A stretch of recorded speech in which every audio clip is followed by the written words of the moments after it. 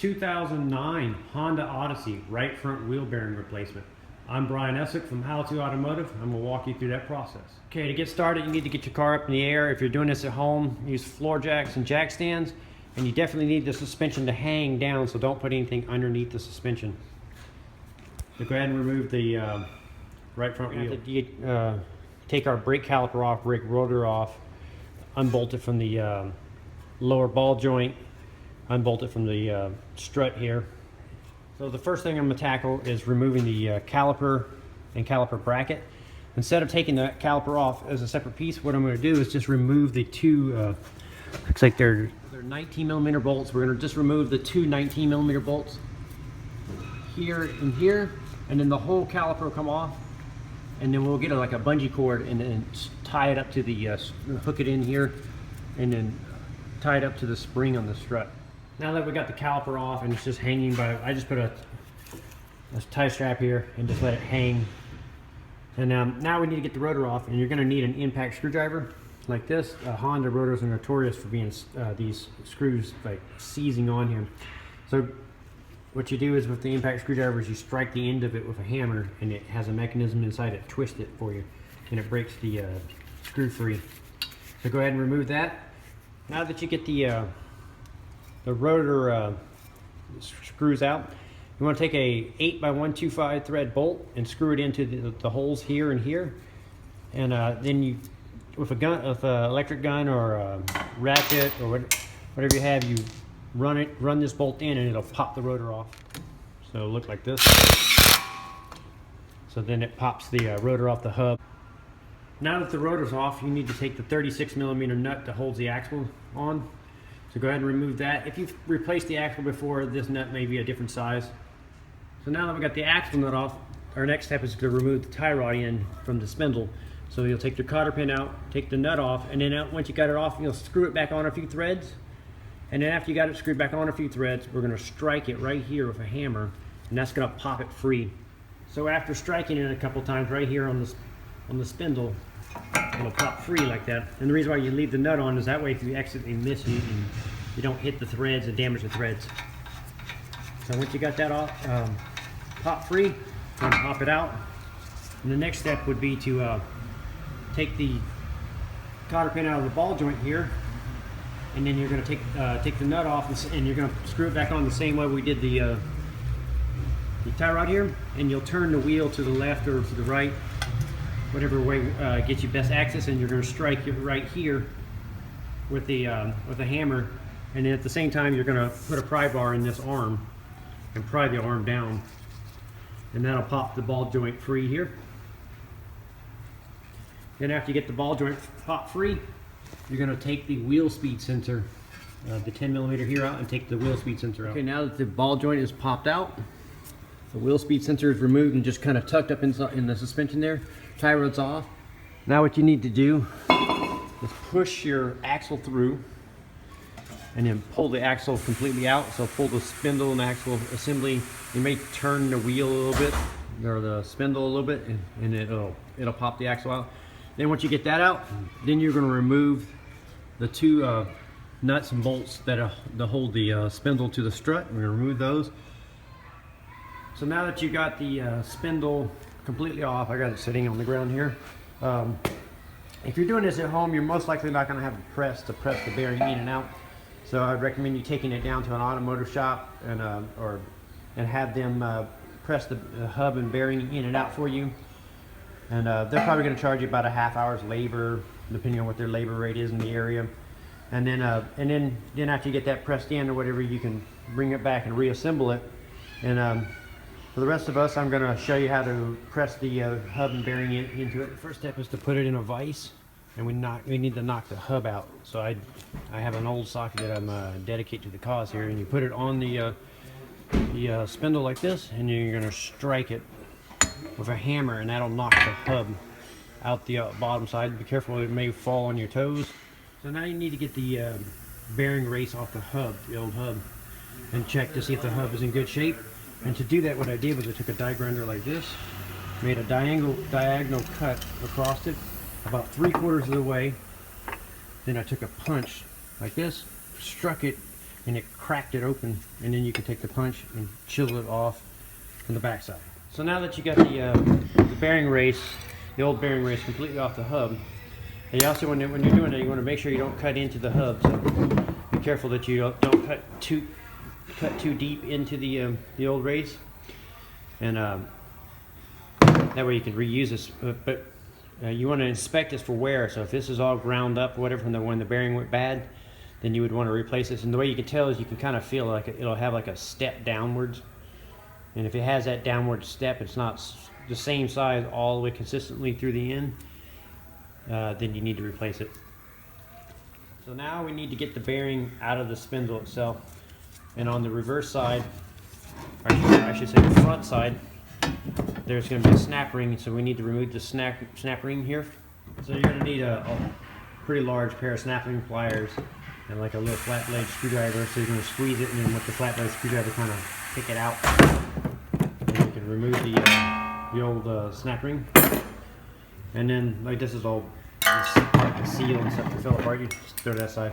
So now what we need to do is we need to set this up in the press and press the bearing out. So we're going to press the bearing out towards the side that had the snap ring. So now we need to rig the spindle into the vise, or into the press, so we can press the bearing out. So for me, what I'm using is apart from my my OTC hub grappler kit here. This kit is designed for pulling wheel bearings and stuff out. So I use one of these metal sleeves, and then I put this part of the hub facing down. So that way when I press the bearing out, it has a place to go.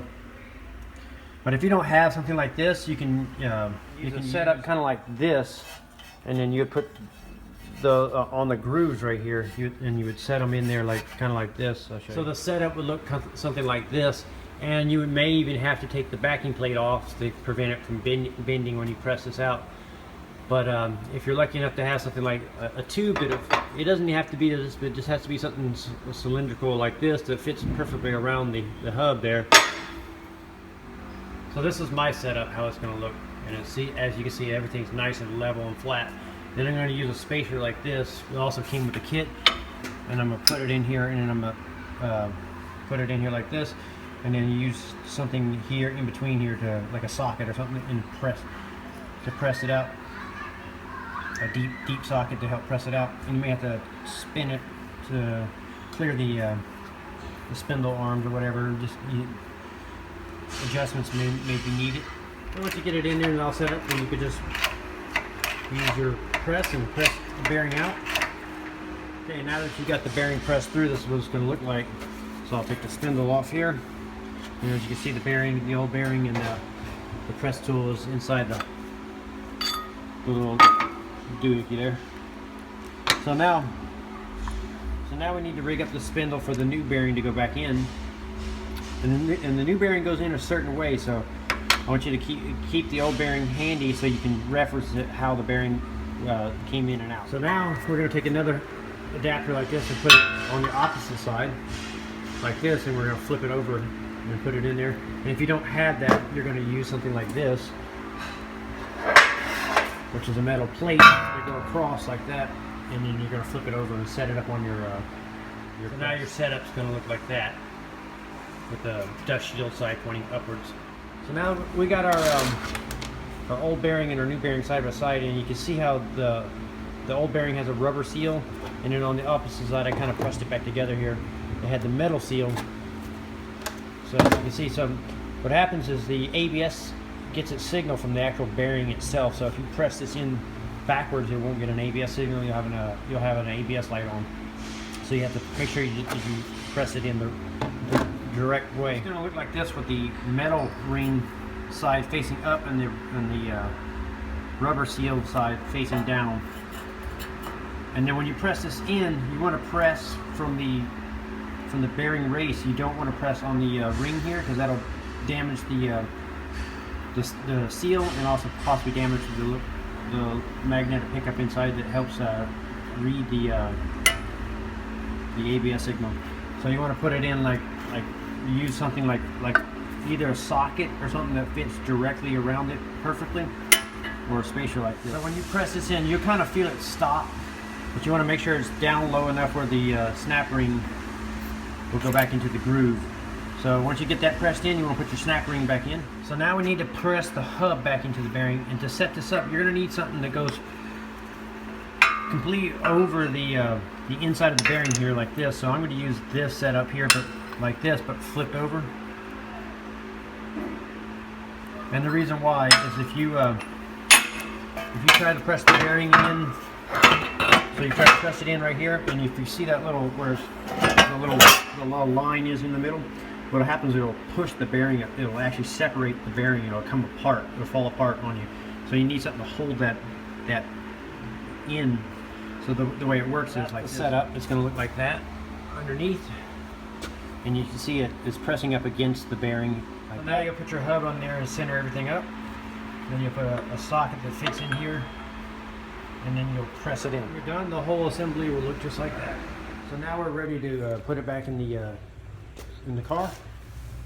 So you're going to take this little ear here first, these two bolts here, and stab them back through your strut and put your bolts through. And you can leave them loose for right now, just put them through and start the nuts. So on all the bolts, including the spindle bolt, the bolts that go through the strut here, if you'll notice the nuts and stuff, they don't have lock washers on them. So what I like to use is a blue Loctite or Permanex thread locker. I put a little dab on the nuts or bolts, like so. And these are the ones for the brake caliper.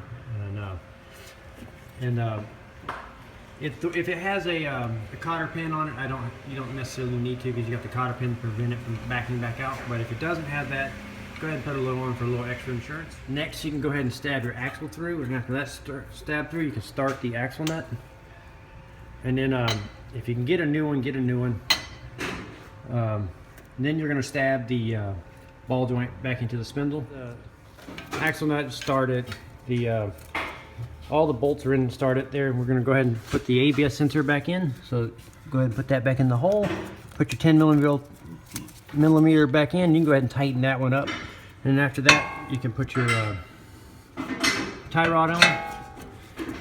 And then you can start the nut, and you can start tightening up. Start with the tie rod, then the ball joint, and put the cotter pins in, new cotter pins. Then you can tighten up the ABS sensor if you didn't already. Then you can tighten up the spindle bolts here, and then tighten up the torque down the axle nut. And once the axle nut's torqued down, you're going to take a punch and bend it into this little groove. And what that does is it prevents the nut from backing back out. Now that the ball joint is tight, got a cotter pin, the tie rod's tight and got a cotter pin, the spindle bolts here, the strut on are tight. Go ahead and run the axle nut down close, with an impact gun, and then we'll do a final torque on it once we get the brake caliper back on. So now you can go ahead and put your brake rotor back on and put the little nut, the screw that held the rotor in place on. And then after that, you can slide your caliper back on and put the two bolts on it. And when you slide the caliper back on, you want to make sure that the brake hose is not twisted up when you do that. You got the brake caliper back on and bolted up, and like I said, make sure that the brake hose is not twisted. What you want to do is you want to look around behind the rotor, in between the rotor and the spindle here, and you want to make sure that in the process of doing it, that the backing plate didn't get bent anyway, especially down here below where the ball joint is. And make sure it's not rubbing the inside of the rotor, because when you go to drive it, it'll make that scraping sound, So just give a few seconds to kind of push things out of the way that may have gotten moved in the process of pressing the bearing in and out. After that, you lower the vehicle down, you have somebody start it up for you and hold the brake pedal. Then you can torque the axle nut to 242 foot-pounds as a spec on it, and then you pin the end of the axle nut in. After that, you can put your wheel on and torque the wheel down and go for a test drive. And a lot of times the ABS light will be set because the bearing wears out and it'll have play. And so you may have to reset your ABS light with the scan tool. And that's how you do the wheel bearing on a 2009 Honda Odyssey. I'm Brian Essick from How To Automotive. I'd like to thank you for watching my videos and remind you to subscribe for more valuable videos like this.